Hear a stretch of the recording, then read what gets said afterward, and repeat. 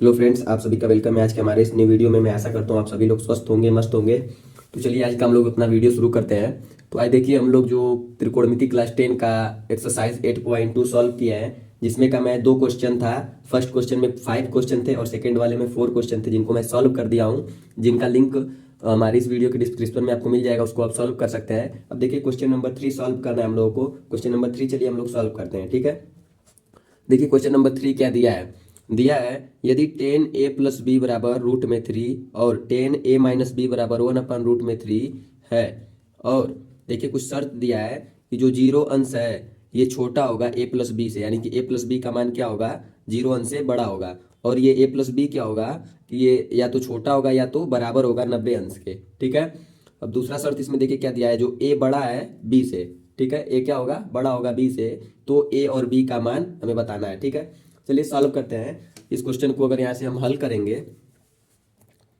अगर हम इसको हल करते हैं तो यहाँ पे देख रहे हैं कि कुछ दिया हुआ है, ठीक है, ये दिया हुआ है, तो इसको हम लिख सकते हैं 10a+b बराबर रूट में 3, और सामने इसको हम लिख देंगे दिया है, ये क्या है, दिया है, ठीक है। अब आगे देखिए इसको सॉल्व करेंगे तो क्या लिख सकते हैं हम, जबकि ये इसको हम कुछ और लिख सकते हैं यहाँ पे देखिएगा, जबकि हमें पता है, जबकि ये जो रूट में 3 है ये क्या है, 10 60 अंश का मान है, बराबर हम इसको क्या लिख सकते हैं, रूट में 3, ठीक है, इतना लिख सकते हैं। अब ये देखिए हम इसको इक्वेशन फर्स्ट मान ले रहे हैं और इनको इक्वेशन सेकंड मान ले रहे हैं, ठीक है। 2 इक्वेशन हमारा बन गया।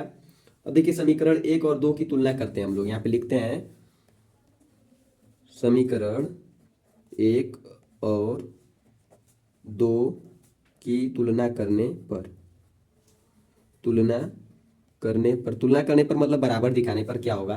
देखिएगा इन दोनों को अगर हम बराबर दिखाएंगे तो क्या होगा। अब देखिए इसको हम क्या लिख सकते हैं, 10a+b, और हम बराबर में क्या लिख सकते हैं, 10 60, तुलना कर रहे हैं हम, 10 60 अंश, ठीक है। अब देख रहे हैं दोनों साइड क्या है, 10 10 है, तो 10 से 10 क्या हो जाएंगे, कैंसिल हो जाएंगे, तो क्या बचेगा, a+b बराबर 60 अंश, ठीक है, 60 अंश बच गया। अब इसको हम इक्वेशन अपना क्या कर ले रहे हैं, 3 मान ले रहे हैं, ठीक है। अब देखिए एक स्टेप हल हो चुका है, आगे का स्टेप देखिए सॉल्व कर रहे हैं। इसी प्रकार देखिए कुछ और दिया है क्वेश्चन में, यहाँ पे हम लिखेंगे इसी प्रकार, एक एक स्टेप हल करते हम लोग चलेंगे, ठीक है, देखिएगा वीडियो को एंड तक। देखिए इसी प्रकार कुछ और दिया है, 10a-b बराबर 1/√3, तो इसको हम यहाँ लिख सकते हैं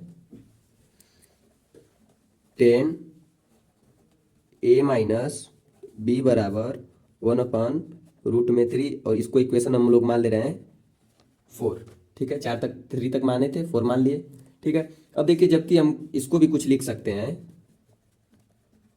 जबकि हम जानते हैं कि 10 30 बराबर क्या होता है, 10 30 अंश बराबर क्या होता है, 1/√3 होता है। इसको इक्वेशन हम मान ले रहे हैं 5। तो देखिए इतना तो हम कर सकते हैं। अब देखिए फिर यहाँ पे क्या करेंगे हम लोग, यहाँ लिख रहे हैं समीकरण 4 और 5 की तुलना करने पर, 4 और 5 की तुलना करने पर, ठीक है, तुलना करने पर देखते हैं क्या आता है। समीकरण 4 और 5 की तुलना करेंगे तो क्या होगा, देखिएगा 10a-b बराबर हम लिख सकते हैं 10 30, ठीक है, क्योंकि दोनों देख रहे हैं इक्वल है, ठीक है। तो अब देखिए दोनों साइड में 10 आ गया, तो 10 से 10 कैंसिल हो जाएंगे, तो क्या बचेगा, a-b इक्वल टू 30 अंश, और ये समीकरण हमारा कौन सा बन जाएगा, 6, इक्वेशन नंबर 6 हो गया। अब देखिए हमें 2 इक्वेशन मिल चुके हैं जिसको हम हल कर सकते हैं, ठीक है। अब देखिए क्या करते हैं हम लोग, अब यहाँ पे हम देख रहे हैं समीकरण हमारा 3 क्या है, a+b बराबर 60, और समीकरण 6 क्या है, a-b बराबर 30। तो अब यहाँ पे हम लिखेंगे समीकरण 3 और 4 को जोड़ने पर, ठीक है, 3 और 4 को हम लोग जोड़ते हैं, इसको और इसको जोड़ते हैं, ठीक है। चलिए जोड़ते हैं, यहाँ लिख देते हैं हम लोग समीकरण 3 और 4 को जोड़ने पर, 3 और देखिए हमारा समीकरण 3 क्या दिया है, a+b बराबर 60 अंश, तो हम लिख देते हैं a+b बराबर 60 अंश, और समीकरण इसको कौन सा है, थर्ड है, ठीक है। अब इसके नीचे कौन सा लिखेंगे, समीकरण 6 क्या है, ए माइनस बी बराबर कितना दिया है, 30 अंश। ये कौन सा समीकरण हमारा, छठवां। इन दोनों को जोड़ रहे हैं, ठीक है, ये समीकरण नंबर 6 है। इन दोनों को जोड़ेंगे तो देखिए क्या आएगा, ये प्लस बी है और ये माइनस बी कैंसिल हो जाएंगे, और ए को जोड़ेंगे तो हमारा 2a हो जाएगा, और इनको जोड़ेंगे तो 60 30 90 अंश।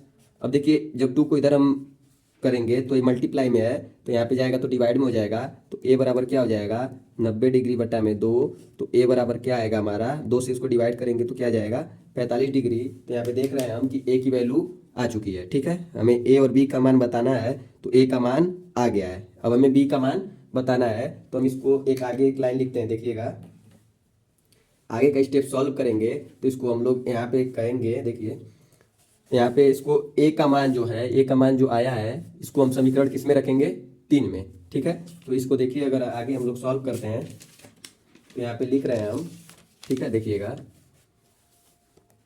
a का मान समीकरण 3 में रखने पर तो हमारा समीकरण 3 क्या दिया है, समीकरण 3 देखिए इसमें क्या आया है, समीकरण 3 यहाँ पे आया है a प्लस बी बराबर 60। तो यहाँ पे हम लिखेंगे a प्लस बी बराबर 60 अंश, तो और यहाँ पे लिख देंगे a बराबर हमको क्या रखना है, 45 अंश। तो यहाँ पे रखेंगे 45 अंश प्लस में b बराबर में 60 अंश। तो अब देखिए 45 प्लस में इधर जाएगा तो माइनस में, तो b बराबर क्या हो जाएगा, 60 अंश माइनस में 45 अंश। तो यहाँ पे क्या आ जाएगा, b बराबर में 60 में से 45 को अगर घटाएंगे तो हम क्या आएगा, 15 अंश, ठीक है। तो यहाँ पे देख रहे हैं हमें b का भी मान पता चल गया है, और यही हमको बताना था, ठीक है। तो इस तरह से आप a और b का मान फाइंड कर सकते हैं। आशा करता हूँ क्वेश्चन आसानी समझ में आया होगा। इसी तरह देखिए क्वेश्चन सॉल्व किया जाता है। चलिए अब हम लोग नेक्स्ट क्वेश्चन देखेंगे, क्वेश्चन नंबर 4। तो फ्रेंड्स देखिए इसमें दिया है क्वेश्चन नंबर 4, बताइए कि निम्नलिखित में से कौन सत्य है तथा कौन असत्य, यानी कि सत्य असत्य बताना है। तो चलिए देखते हैं, हमारा फर्स्ट क्वेश्चन दिया है इसमें का, साइन ए प्लस बी बराबर sign A plus sine B हो सकता है, ये कथन क्या है, असत्य है। इसका दूसरा रूल होता है, ठीक है, साइन ए प्लस बी का रूल जो होता है, sine A cos B plus sine B cos A होता है, ठीक है। तो ये कथन असत्य हो गया। दूसरा देखिए क्या कर रहा है, थीटा में वृद्धि होने के साथ साइन थीटा के मान में भी वृद्धि होती है। तो ये कथन बिल्कुल सत्य है कि जैसे जैसे आप थीटा की वैल्यू को बढ़ाएंगे तो साइन थीटा की वैल्यू बढ़ती जाएगी, ठीक है। तीसरा क्वेश्चन देखिए क्या दिया है, थीटा में वृद्धि होने के साथ कॉस थीटा के मान में भी वृद्धि होती है। ये कथन बिल्कुल गलत है, ये क्या हो जाएगा, असत्य। आप जैसे जैसे थीटा की वैल्यू बढ़ाएंगे तो कॉस थीटा की वैल्यू घटती जाएगी, ठीक है। अब देखिए थीटा के सभी मानों पर साइन थीटा बराबर कॉस थीटा, क्वेश्चन नंबर 4 है। तो ये गलत है, क्योंकि देखिए जो थीटा का सभी मान तो नहीं, लेकिन थीटा के मान पे अगर 45 होता है, थीटा बराबर 45, तब हम कह सकते हैं कि sine theta equal to cos theta होता है। लेकिन ये क्या दिया है, सभी मानों पर, तो सभी मानों पर sine theta equal to cos theta नहीं होता है, ये क्या हो जाएगा, असत्य हो जाएगा, ठीक। क्वेश्चन नंबर 5 देखिए क्या दिया है, a बराबर 0 पर कॉट a परिभाषित नहीं है। बिल्कुल सही है, क्योंकि हमें पता है कि कॉट a बराबर क्या होगा। देखिए अगर a की जगह पे हम 0 रखेंगे, a बराबर में 0 रखेंगे तो यहाँ पे क्या हो जाएगा, कॉट 0, कॉट 0 अंश। तो कॉट 0 अंश का मान क्या होता है, इनफाइनाइट, अपरिभाषित होता है, यानी परिभाषित नहीं होता है। ये कथन सत्य है, ठीक है। इस तरह से देखिए हमारे जो प्रश्नावली 2.8.2 थी वो समाप्त हो चुकी है, ठीक है। Okay, thanks.